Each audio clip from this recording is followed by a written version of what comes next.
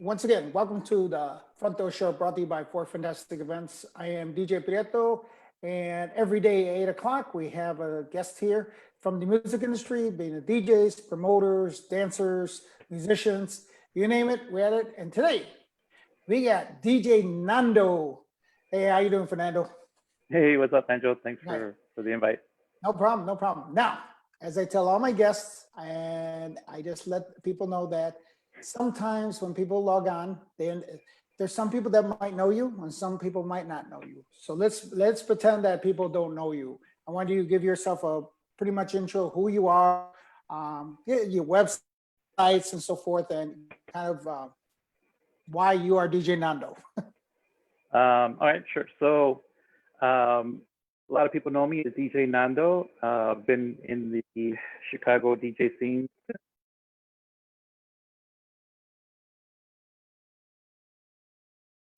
Oh, my microphone's changing. Can you still hear me? Yeah, I can hear you. Sorry. Kind of got weird there. Are you okay? Can you hear me? I can hear you. My Bluetooth just died. Sorry about that. That's a first. Can you hear me okay though? Yeah, I can hear you. Can you hear me okay? Yeah, I can hear you. Oh, man. You might want to do the regular plugin like I do. All right. Okay, I'm back. Okay. I don't know. These things died. Always something going on, right? Technology. So where was I? Okay. So a lot of people might know me as DJ Nando in the DJ scene in Chicago since 1984, 85. I started off playing playing high energy music, house, old school house, of course. Got interested, like everyone else, influenced by WBMX and the Hot Mix 5. So I don't even know where to go from there. So I've been in this industry for so long. I've DJed at club, bars, sports bars, and where I met you, Angelo, TKOs and Quinn Street back in those days. We started doing some nightclubs, joined B5 for a bit, did clubs like Biology Bar, Convent, too many to name. My mind is just like hard to go so far back. You probably know more about where I play than I do. But let me share some of my social media sites. Based on Facebook, it's DJ Nando Chicago, and Instagram is just Nando, and Mixcloud, I believe, is also just Nando. So you can listen to some of my mixes. But what really mostly people know me for right now, or in the last few years, is rock en español, Latin alternative, Latin indie, and 80s new wave and 80s Spanish pop, pretty much. Okay. So since and you're right, I have the advantage because I do know where you. So, but I'm going to ask you, Nando. You had mentioned that you started with high energy. How old were you when you first started? Like, picked up the turntable, or what did you do? How old were you when you did this? Your first? So, I was I want to say like 16, 17 years old. Okay. Started by sneaking into, so one of my friends that I grew up from the neighborhood, Jaime Soto, his older brother was a DJ, Danny Soto, and he actually had two Technics 1200s and a mixer, probably was like a Newmark mixer or something like that. And when he wasn't home, we'd sneak into his room and start messing around with equipment and mixing. So it got to the point where we actually got maybe better than him at DJ. And he started taking us out to like yard parties to DJ, and people were like, "Hey, who are these little kids DJing?" And and we were pretty good. But we didn't have money to buy records. We just used whatever he had, and other people let us borrow. But that's pretty much how I started, and then it just took off from there. Somehow I got a part-time job, bought my own turntables. Actually bought his turntables from him. Those were my first set back in 86, 87. Okay. And I went to Curie High School, which was back then probably known as DJ High School, because just about every DJ on the Southwest side went there. It was like Curie, Bogan, and Kelly pretty much. Um, and yeah, so did a lot of hall parties back in the day, spinning high energy and old school house. So, Got into new wave and right.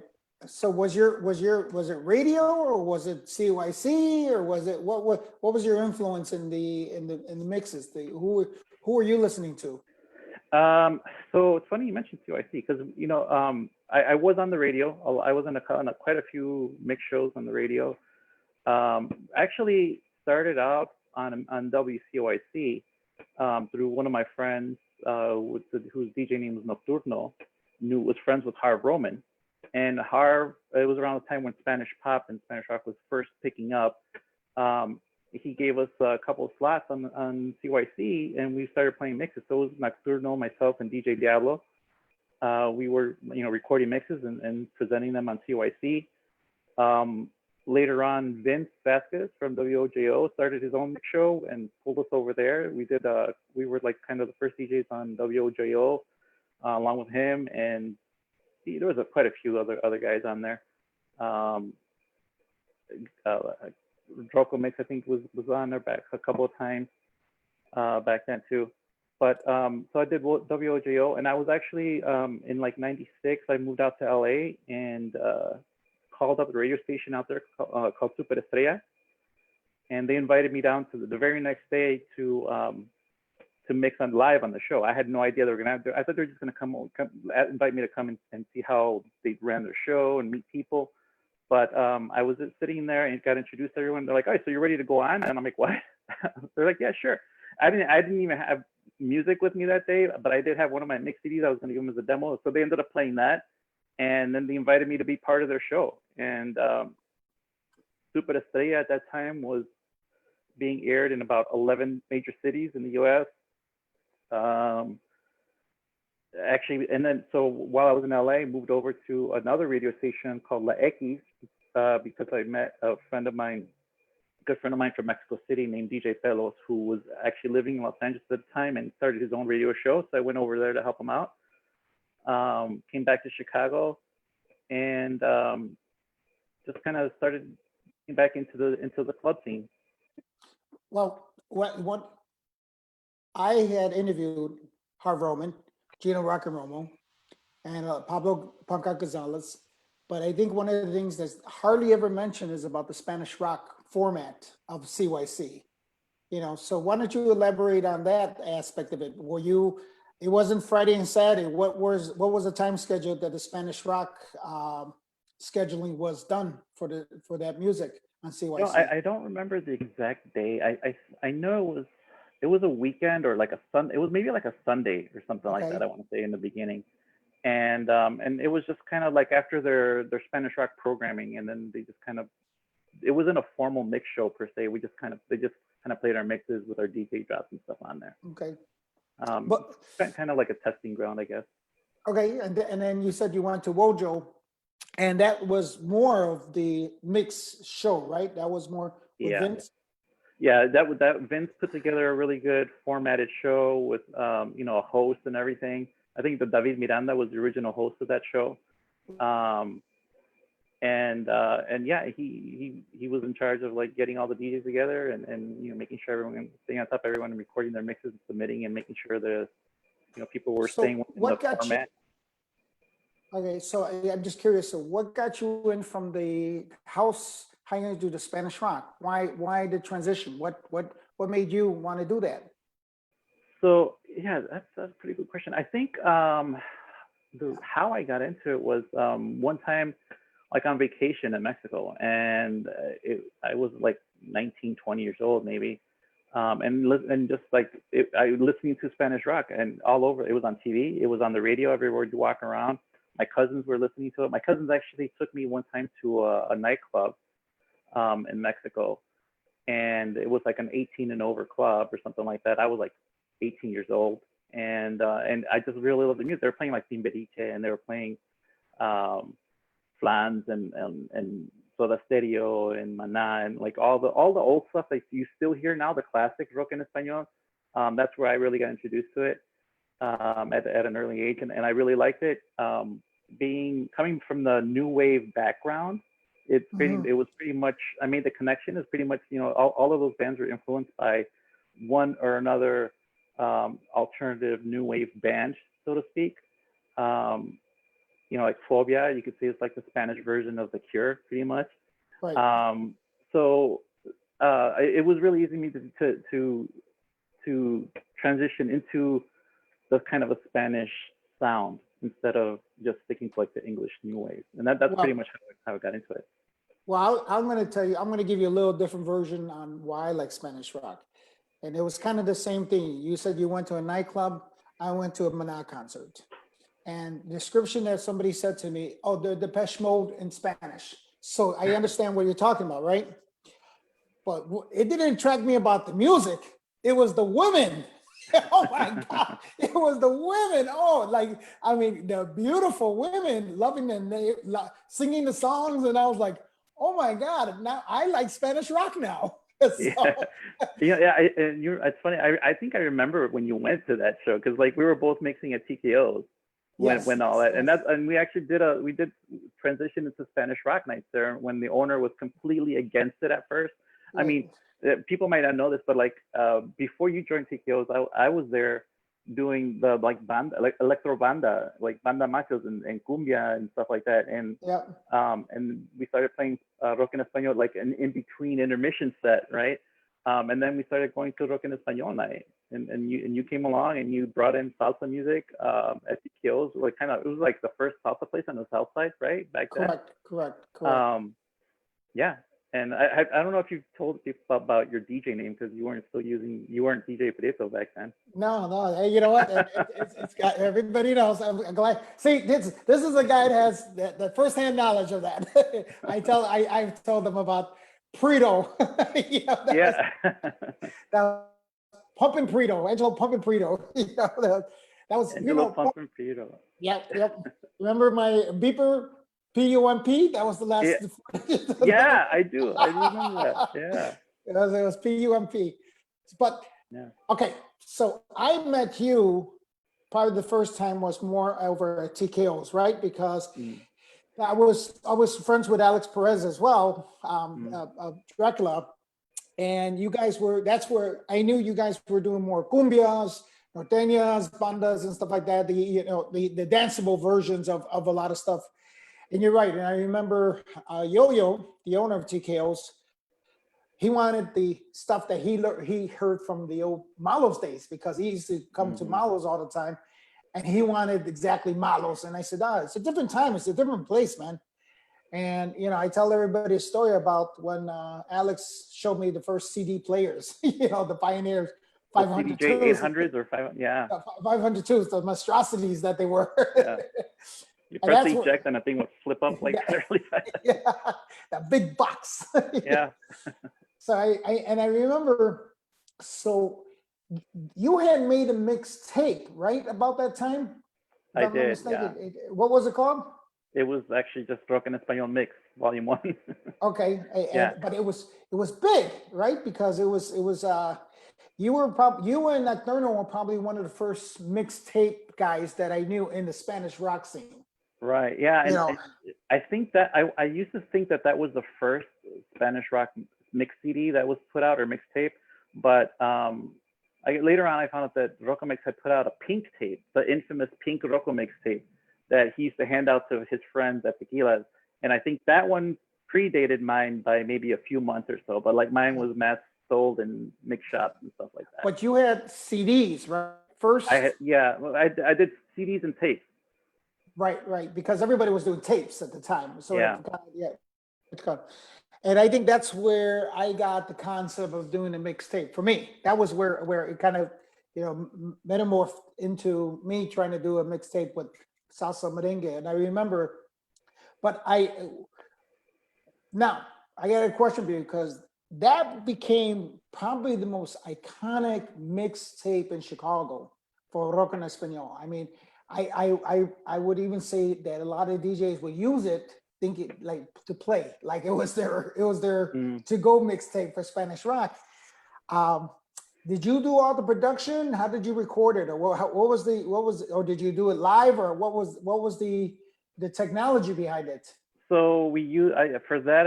We use those old Pioneer CDJ players. I recorded at my friend Nocturno's house. He had a turnkey recording system. It wasn't even a PC. It was just a metal box that had some software installed in it and the sound card. And that's what we used. That's what he used to record. And yeah, I mixed it live. I would do multiple takes sometimes, and then it was just splicing and editing on the computer. Oh, so you did But it was, do it. yeah, it was, but it was an analog recording into a digital, Okay, so I mean, I didn't at the time. I didn't know anything about. I don't think a lot of people figured it out yet. And I mean, digital aspect of it. It was probably brand new or very cutting edge. Let's say. yeah, it was back in the day. And so the person who convinced me to do that tape was Gabriel Rican Rodriguez. Okay. And he was doing a lot. He was selling a lot of mixtapes back in that day. Yes, and he's like, yes, hey, you know yes. what? No one's been putting out a Spanish rap. You should put one out.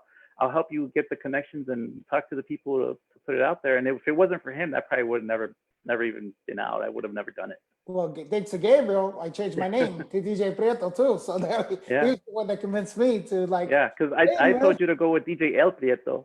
Right. And I was like, El Prieto, what's that? Yeah.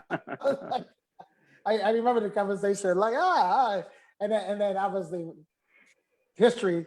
Thank you guys. Thank you everybody.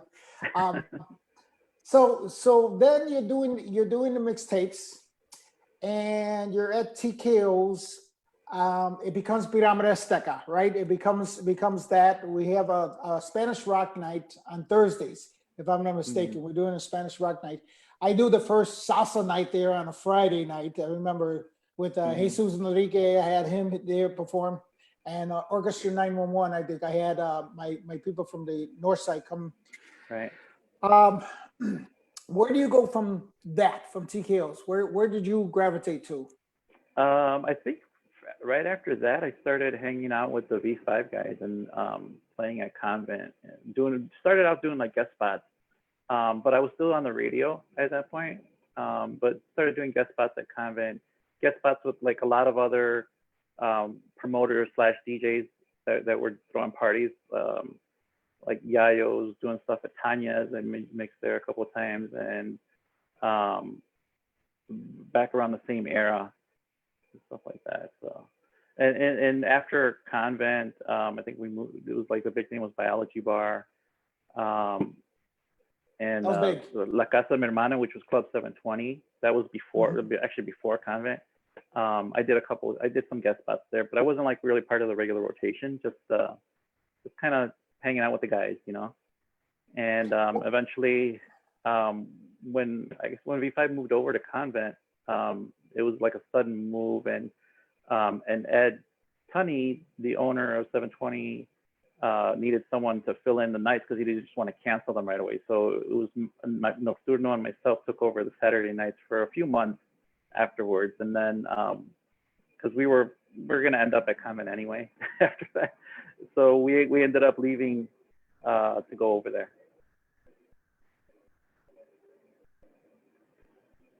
Still there, Angela?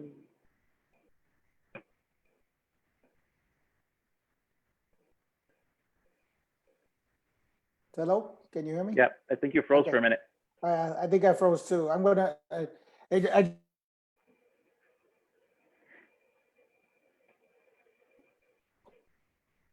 Yeah, I'm here. So I'm here. All So right. go ahead. Sorry about that. So you said so you went to Convent and you were helping Ed Honey at 720, correct? Right. Yeah. So it was 720, and then we ended up transitioning over to Convent, which still, in my opinion, is probably one of the best nightclubs that there ever was in Chicago. Like the Latin clubs, as far as the diverse music nights and everything. Just the atmosphere and the vibe was amazing. I don't think anything's been kind of reached that level ever since then. Well, the unfortunate thing is you were never at Club PM because you were busy with Convid and 720. Right. Right. And to be fair, you guys were dealing with the 21 and over crowd. We were dealing with the teen club. You know, it was Right, a that's different market. It was a totally different market. But you know, in fact, I don't know if you know, I used to do marketing and talk to Ed every weekend. I used to sit down and talk to Ed because he knew what I was doing, and we would talk about. I mean, that's how we became friends because we understood we're not competition here. And I told him, I said, listen, Ed, think about it. I'm dealing with the 18 and over crowd. 3 years from now, these guys that are my customer are going to be your customer. And he goes, you know what? You're right. so he never took me as competition. I just told him, Yeah. you have a built-in crowd to come in. And and when he was forced to close down, the first person he called for the reopening at 720 was me. That was why we had that rapport that, you know, people don't understand competition is not competition unless you make it competition. Sometimes it can benefit you. So yeah, and that, I mean, I always say there's enough people for everybody. I mean, just look at the nightlife in Chicago that we had. You know, it's always been very vibrant, and multiple different promoters always had full big pack nights. And so yeah, the whole competition thing. I was never really big. I mean, I was friends with a lot of people on your team, on your DJ team as well. You know, and I think I do remember doing some guest spots for you a couple of times at PM and stuff when we were up in the balcony, up in the back. But was that for Tuesday night boxing or was that for the? That was Saturdays. I think that was Saturday. Okay, Yeah. that was a Saturday. You know what? Because I don't know if you on some of my interviews, I had that open DJ night. I don't know if you remember. I used to bring in a bunch of different DJs, and used to I mean, God, I maybe about 50 DJs came through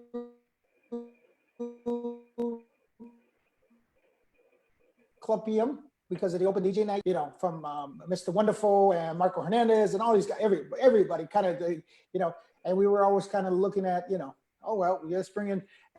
And we kept the variety there. A reggae DJ, a house DJ, a progressive DJ, a punk DJ. You know, Orlando. You know, Fuego was. We have a classic story with him because he tried to play something that was goth, very goth, and it didn't work out too well the first time. And we had to like, okay, you're playing too deep. I remember the crowd was kind of like surprised. Right. And even DJ Duende used to play his heavy metal Spanish rock sets too. Right. I remember that. Right. Yep. And I think that's nothing against you, John Mark, but I remember like that was his thing, his heavy metal Spanish rock.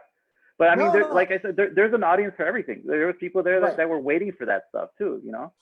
Oh yeah, exactly. Well, and the reason why we did that is honestly because we knew there was a crowd, especially if you were going to DJ. Let's be honest with you, there were 1,800 people that were there on a Saturday night. So you would tell all your friends, guess where I'm DJing tonight?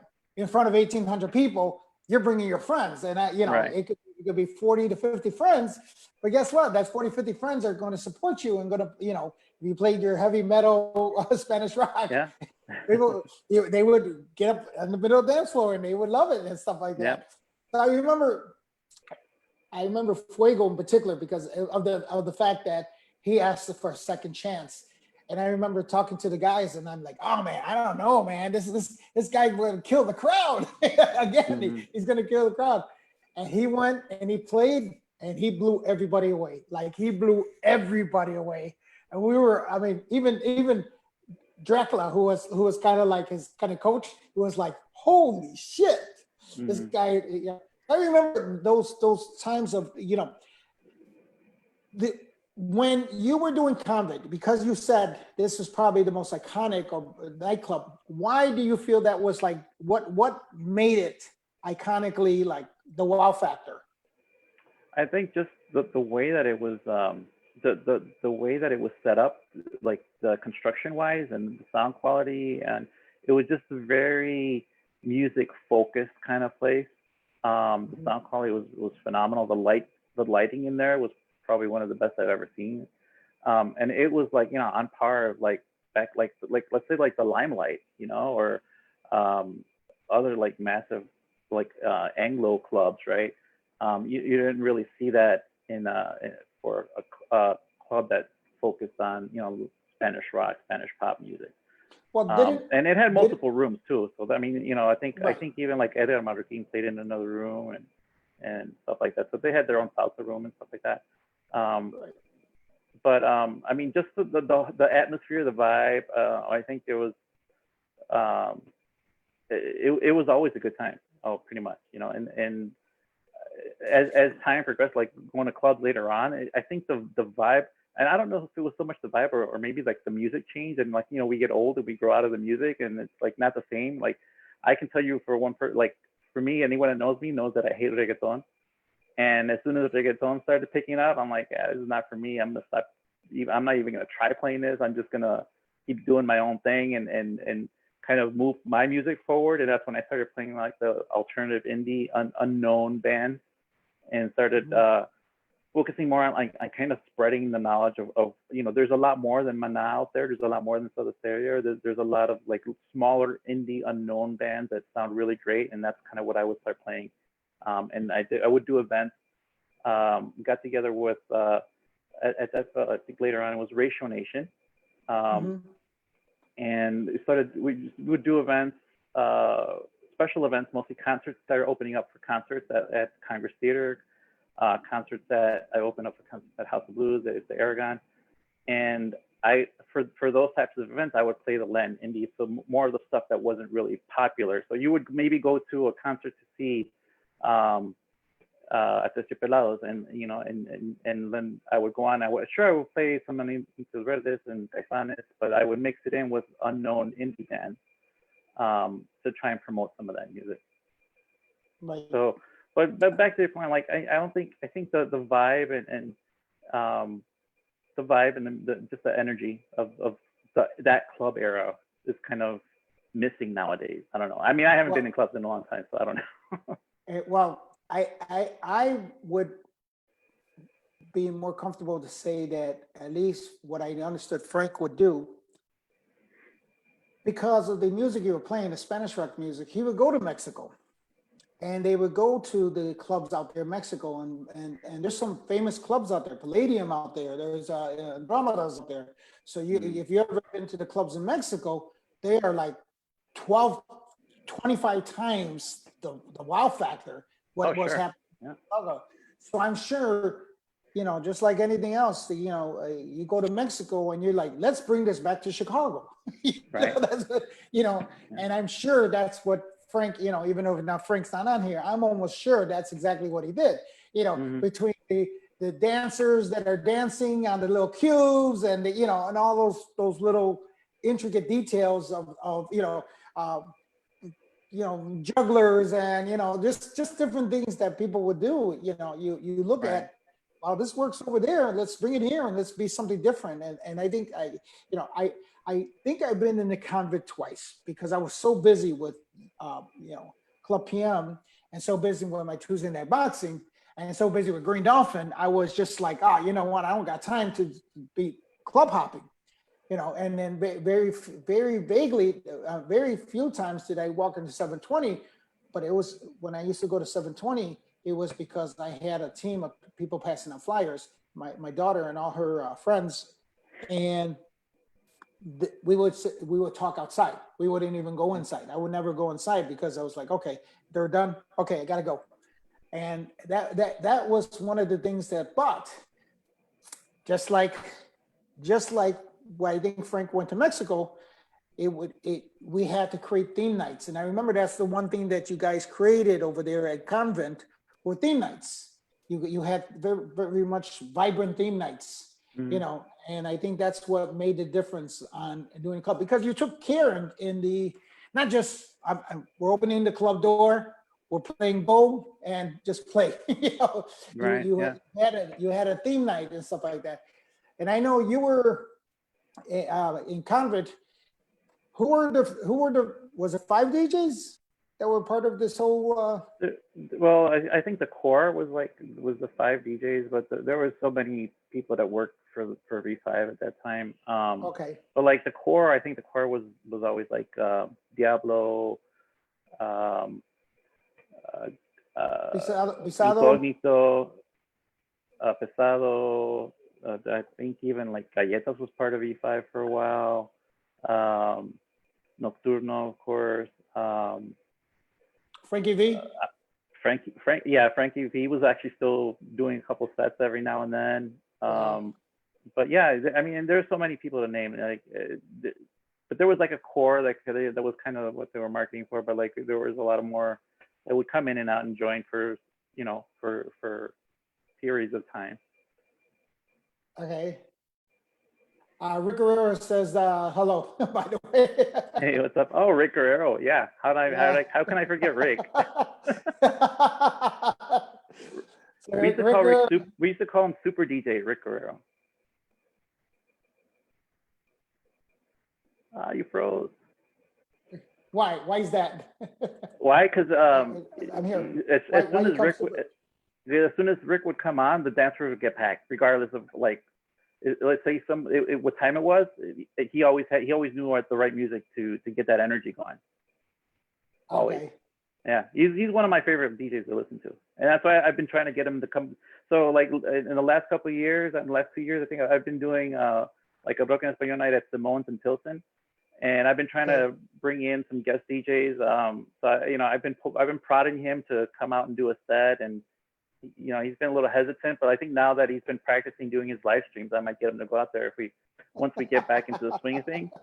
Him and Dudat. So I was prodding Dudat too to come out and do a rock en español. So give me a break, and but so it's usually me and Cesar Perez, who is also a phenomenal DJ.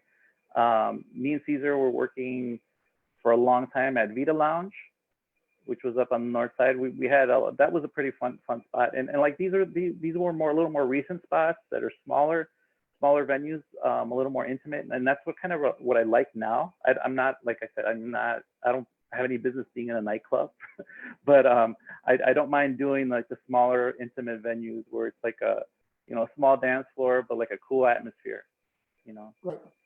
So I was going to tell you. So let's fast forward to you move out to Los Angeles. Is that right? Correct? Is Los Angeles? Right. Mm-hmm. You moved out to Los Angeles, and what year was this that you moved out? That was like 95, 96 maybe. Okay. And then you're out there for how many years? I was out there for about 1 year.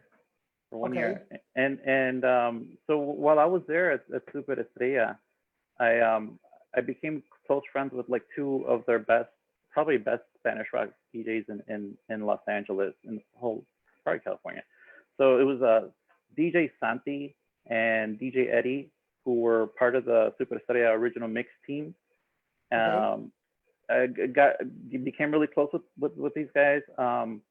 And through them, I was able to mix at some Los Angeles clubs. Eddie was like a longtime resident of a club called Wings in West Covina, and he'd always invite Santi and myself to come out. We'd do some guest spots now and then, but like that was probably one of the best places in the Los Angeles area. And these guys are phenomenal DJs. I felt really inspired listening to both of them, and so that's one of the things I truly believe. Like if you're a DJ, you need to surround yourself with people who motivate you, who inspire you to be better than you are, and to keep improving your craft.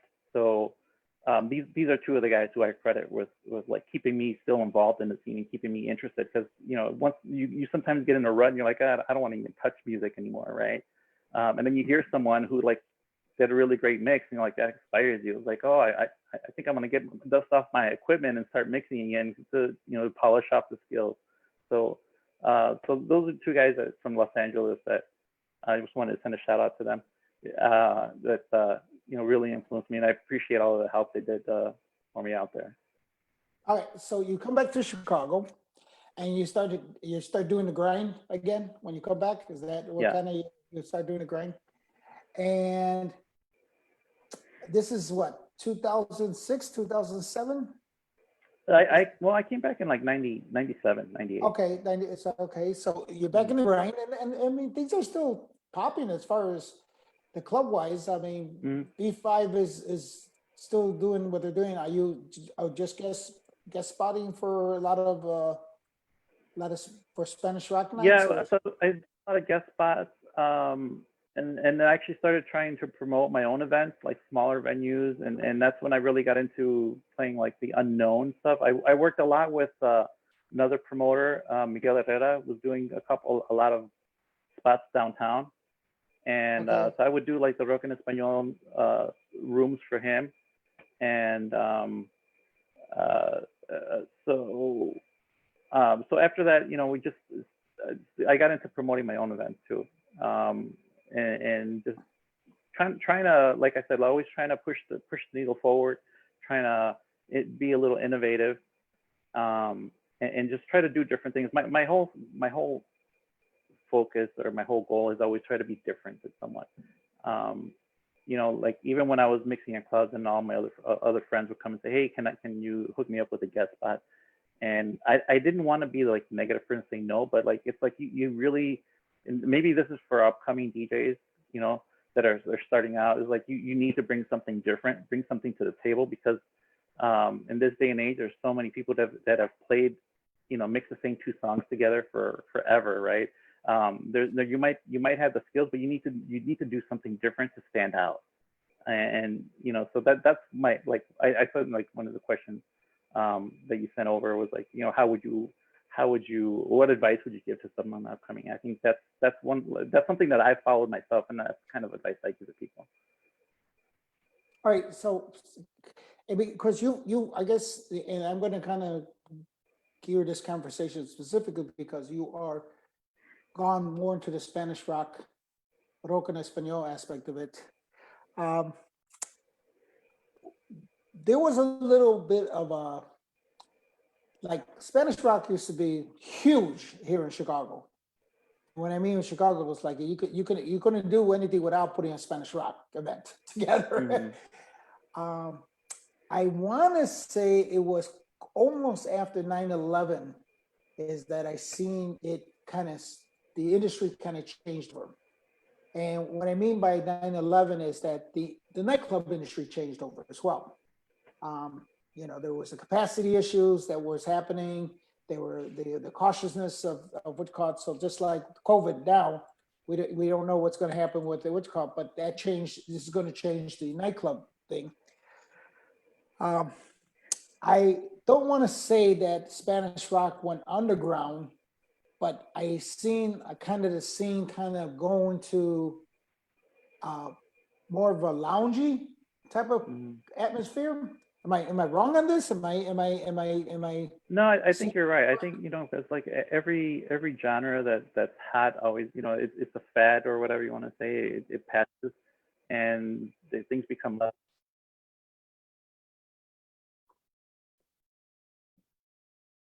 Smaller venues.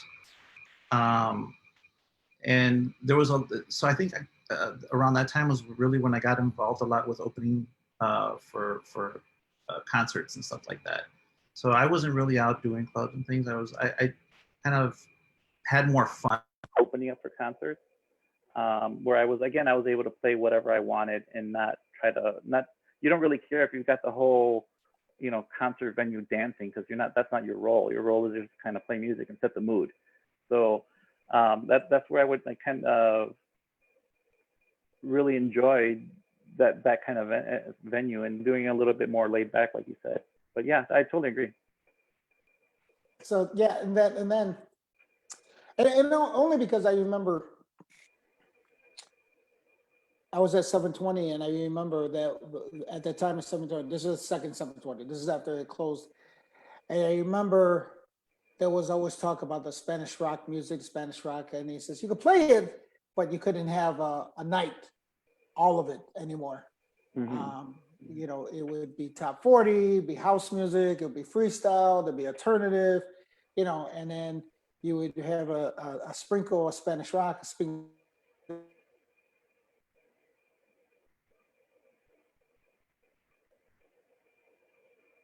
Oh, Is he frozen?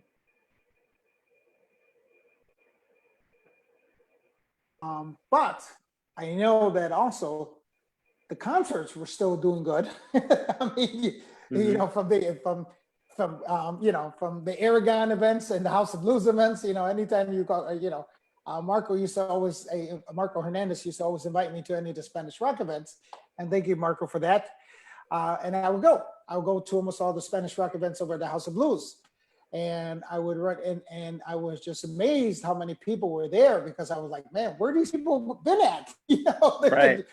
they're not at the regular nightclub anymore. And I think it went through a phase like that too, where the concerts became more popular than a club night, and that's true. I think the same thing. There was a lot of concerts. I think the Rock en Español night kind of gave way to more acts coming from Mexico, from South America, from Spain to perform in the United States, perform in Chicago, because now there's a bigger audience for it. And so, like, you know, Congress Theater had like somebody almost every week, or at least a month, or 2 times a month. No, I remember that. You know, and you'd go broke going to all these concerts. So that was another reason why I liked opening, because they didn't have to pay for a ticket to go in. But yeah, that it kind of gave way. So there's a big era of concert going, and people would go to so many concerts, and you didn't really want to hear it at a club. You didn't want to go dancing to it. You kind of want to see the live act, you know. So like more of the events that I started playing too, like I would produce, would be with live. We'd always book a live rock band up, either local or from somewhere else. We'd always try to promote local bands, and that's one thing that I give a lot of credit to Ratio Nation, who and now they're called Combi, who's also part of the Pilsen Fest. He's actually the main group behind Pilsen Fest, and they're always trying to push you know, new acts and live acts and local acts. They do a lot of support for local artists, and that's kind of really where I think where we're at now. We're kind of at a mix of you know, live concerts and smaller venues. I see a resurgence of rock en español right now, because you know, our nights are always do really well. So, like I think the first one we did at Simone's had a line outside, you know, and there was a long wait to get in. And it was a kind of reminiscence of back in the day when you had to stand in line to get into a bar, right? But you know, everything comes and goes in waves, and I think right now it's back in a little, you know, popular spot. All right, so I mean, now that this COVID things hit us, and it's put a kind of a kibosh on the live music, because that's the big, you know, because kind of same thing's happening with my scene because of the salsa scene. You know, there's live bands and stuff like that. Mm-hmm. So all the musicians, all the local musicians, you talk to, since you're involved with the local musicians, are they asking you the same thing? I said, what's up with live music? What's up with the live concerts and stuff like that? Are people talking to you and trying to get answers from you? No, I haven't. I didn't really do. I haven't been doing the booking for the live acts in a few years. I was doing that more 5-6 years ago, but like lately, I'm just kind of just going and do DJ sets and stuff like that. But what I do, I mean, from what I know, I'm speaking to people that were doing bookings before. There's just like they really don't know. They just don't know. So for now, you know, unfortunately, all of our local artists are pretty much out of work, and not really having a place to, you know, show off their art pretty much. And you know, of course, some artists were actually living off of music, and it's been a huge, you know, a huge change for them to accept, right, and live with. But as far as like, do I know? Have I heard? I haven't heard. I can feel it. Like for myself, my nights were canceled. So, and I honestly don't know if I would return to it right away. So I know bars are going to be opening up on 22nd, I believe. But personally, I personally don't feel comfortable going back into a DJ booth. Probably for some time, you know. And it's good to kind of like take a step back and focus on other things as well. But you know, it may also give way to, you know, some of the guys that I've been I've been kind of prodding to come in and do some guest spots if they're up for it too, you know. Right. Um, the industry, okay, and we can guess all that we want to about what's going to happen in the future, and there's no income. So personally, you're going to be cautious. That's good. That's good for um, Victor Salazar, safety first for sure. We all know that. Yeah. I think that's what's good. Um, I think we have to do it in baby steps. It's going to be baby steps. That's basically what I think is going to have to happen. Also with live music, I think it's going to be baby steps. There's going to be like, oh, what kind of band you have? A 5-piece band? Okay, that's okay. Right. No more 10-piece orchestras in a small stage, right? Right. It's going to be like, okay, 5 people, and then we got 50 people in the place, and it's going to be until it gets comfortable, until it gets a little bit more, and then you hear about the numbers dropping and the spreading dropping and stuff like that. So I think that's just the norm. Psychologically, I know that's how it's going to have to happen. Did you see? I don't know if you I don't see you doing live streaming as much. You're not live streaming as much. No, so I wasn't live streaming before the stay-at-home orders and the quarantine and everything, and once it started, I was like, well, I think what really drives a DJ is because we want to be heard. We want people to listen to our music. And so I got the itch after a while, and I started doing a live stream. My intention was to do it every Friday. I think I did it twice, and then I said, I'm not going to do it that much. And so every now and then you'll see my live stream pop up, and it's always usually impromptu, unplanned, and just see how it goes. But there are other guys like Victor doing it almost nightly, I think, and that's great because some people really need that music to kind of cause the slow down the anxiety, or help them de-stress and just forget about stuff going on for a while. But I personally I like to leave people wanting more, so less is more for me, and I don't want to overwhelm people. Not that there's anything wrong with doing everything. I don't think I could personally do it every night, but every now and then I'll jump on and do live streaming. So like if you follow me on my Facebook page, you might see you'll see that pop up, or just look up my personal profile too, Nando Garza. Right, and when they live stream on you, they're gonna hear Spanish rock, pop, indie. That's the music. Indie, 80s, probably 80s. I've been dying to do an 80s new wave stream, so I'll probably do that next. And when I play 80s new wave, I don't think I sound like everyone else either. I think I play like a lot of more obscure, not so much obscure, but like stuff that you don't really expect. Like I may not even play like "Take on Me" by Aha in one of my sets, like everybody else plays that. And so yeah, I've been itching to do that. I was probably even gonna plan like an English rock set, like a classic 80s rock mix. So I'm probably gonna do that coming up pretty soon too. Well, no, I mean, I think I did it for a bit. Same kind of thing. I didn't want to, I got a little frustrated with Facebook. I don't know if you had any. Yeah, issues. that's the other thing. The algorithm's kicking you out.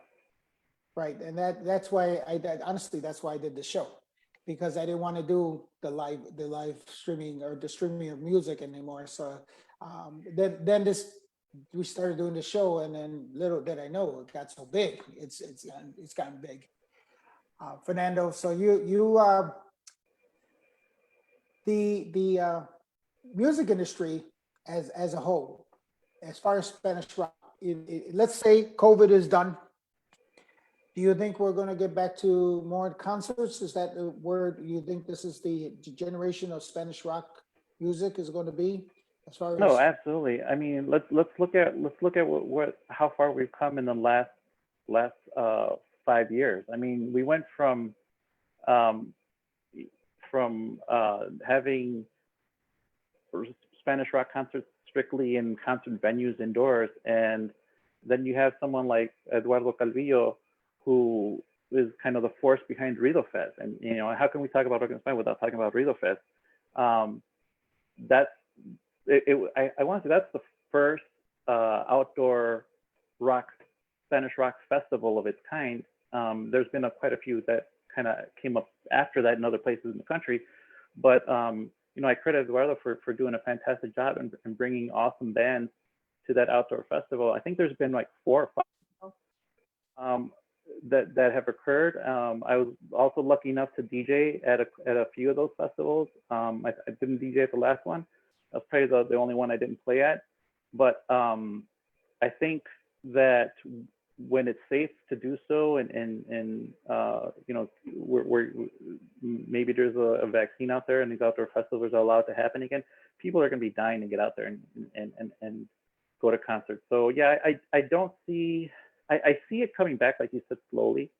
But I think people are just, you know, waiting to get out there and attend all these festivals, because, you know, we're hearing like, you know, Riot Fest and Lollapalooza are all canceled this year. So Right. I don't think it's the end of them at all. And I think Rock en Español is still going to come back and be stronger, because there's so many new artists, so many good bands that are emerging. And you know, I see, I'm turned on to people on Spotify, and like I find new bands on Spotify all the time that sound great, and people still want to hear it. People, you know, I promote those unknown bands. Other DJs that I know now also promote those unknown bands. And so, like, I think if and when it's ready, if it's when it's safe to come out, I think people are just going to be dying. They're going to come out in droves and do that. Yeah. So that's what I want to kind of address to you. You had mentioned about you don't like reggaeton, and that's just personal. I understand that. Right. But let's look at the Latin American Music Conference just happened in New York, and it was on stream and stuff like that. But even that, the reggaeton market is changing too. I don't know if you realize that too, because they're starting to get into reggae. There seems to be reggaeton isn't reggaeton anymore. There seems to be a fusion happening there. So be careful what just saying that, because you're going to see probably maybe phobia with some reggaeton. I think some Spanish rock bands have already done something else, like with reggaeton stuff in it. Well, I mean, but you know what I'm saying, because what's happening, even the reggaeton market is changing itself, right. is changing. Yeah. And I think that, you know, just like, you know, who would have thought Wisin and Yandel would have done something with R. Kelly, and then, you know, Burn It Up comes up, you know, like, you know, that, you know, I knew it because I'm the one who set that up with Jive Records. Trust me, I knew it. But well, you know, I'm more of a fan of kind of the fusion of different music genres, because that's creating something new and being creative and innovative, and that I'm more of a fan of that. So if the, you know, today's reggaeton artists can merge with someone else and add a different sound, I'm all for that. It's just like the whole old dembow beat that is on every single song that I could not stand back in the day. I mean, don't get me wrong. If you come hear me play one time, I'm not going to do like a rock and spañol solid 8 hours of all night, right? I'll sneak in a 30-minute cumbia set, and in that cumbia set I might throw in a couple of reggaeton songs, because, you know, the crowd, they're always crowd pleasers, right? Just to keep things different. But like, it's my personal preference, no. And I may play like 1 or 2 songs of that stuff. But like, again, like all the fusion stuff, I'm all for that. I think that I would look forward to hearing some more. Yeah, because I noticed like you're starting to see, and I'm only because I get all the music now, reggaeton, and let's face it, that's Billboard, you know, Billboard, Latin Billboard, that's, you know, reggaeton, and they still, you know, obviously they're still keeping in with the Spanish rock groups and stuff like that, but you're starting to see some indie rock guys come in, and I'm starting to hear some different indie rock, reggae, you know, and then you're starting to see some of the, you know, these artists collaborating with these artists, and it's all good, you know, the collaboration with the guys from the Banda Marcos and collaboration with this bachata artist, and that, you know, I think collaborations are important, because it creates a whole fusion of sound, and I think that's what we enjoy. I mean, as Yeah, far and as more than anything, I think it introduces the music to a different audience that normally wouldn't be listening to it, right? right, Like let's talk about Juanes, for example. Juanes early in his career had a really good rock sound. Before he was solo, he was with a band called Equimosis that I used to play before anyone even knew who Juanes was, right? mm, And they so now he became a super pop star, and I think like the last couple of records have all had kind of maybe a little more reggaeton beat to them too, right? So mm. there's kind of that fusion and that crossover with the Latin pop genre as well, and it can only spread out from there. It's like a virus, like the reggaeton virus, right? It's gonna infect everybody, I think. Well, I mean, let's be fair to the reggaeton. I know. I'm not trying to beat you up on it, but I'm just saying let's look at the whole reggaeton market now. There's some beautiful women in reggaeton now. It's nice on the eyes as well. Besides the talent of it, but I mean I think that's where you're going to see a lot of the because I think also Shakira, when she first came out, she was, different. She Right. was, She was totally like a rock icon, like her first two albums pretty much until Emilio Estefan got a hold of her. right. But it was like, it was different. It was which cost. So, I think you're going to see that, it somehow you're going to see it. Don't, and that's why I just said, don't, put Don't it, knock it. don't knock it. And I can't say don't knock it till you try it, but I mean, Right. what basically you're saying, because, I have people say, I don't like Latin trap, and I get why some people don't like Latin trap, because there's really some not good Latin trap, but then there's some songs that are like, wow, that's actually pretty good. Yeah, you're okay. I can get into it and stuff like not that it's my favorite or anything like that, but there's songs, and again, reggaeton and stuff like that. And there's some Spanish rock, indie rock that's not, I don't like it. But then there's some that are like really like, you know what, I'll give it a try. Okay, this is good. Yeah. It sounds good. It's all the personal preference to everyone, and it's like Right. I try not to put it down. So the other music, I just don't like it. Like I always say, I always preface that like I don't like it, but nothing against it, and I don't care if other people like it, because I'm sure there's people that like that, and they listen to me too. So it's more the Right. merrier. Right? So okay, so if one more question for you, if there was a highlight of your DJ career, what would it be? That's a pretty good question. So like I was trying to think about what to say for that, and there's been so many, I think, highlights, and I want to say like I've been really lucky to do a lot of the things that I've got to do just because of being a DJ and playing other people's music. But I think like personally something that I thought was like one of the coolest things was being invited to go down to a music conference, a Mexican music conference in Acapulco in 2000, and I was invited through DJ Pelos to go to it was Acapulco Fest, not the Aca Fest, Acapulco Fest in 2000, and I DJ'd at this at Club Enigma, where actually Danny Tenaglia walked into the club. He's friends with the owner and DJ'd right after me. And I think that was pretty cool. I got to meet Danny, and he's a great guy. I was playing at that set. I was playing Latin pop with a housey feel, funky housey remixes, and he just flowed right into that with house music, and the place just lit up. And we were in that place until like 7 in the morning. And oddly enough, I was probably the only one of four guest DJs. One of four guest DJs that actually got to play because he showed up and kind of bumped everyone off the schedule, and so it was pretty cool. So I can now talk like I opened up for Danny Tenaglia in Acapulco, right? And it was like 20 years ago, but that's pretty much one of my highlights, I think. The other question I was wondering, because you've been in the music industry for a long time, has you ever thought about any producing or anything like that, music wise?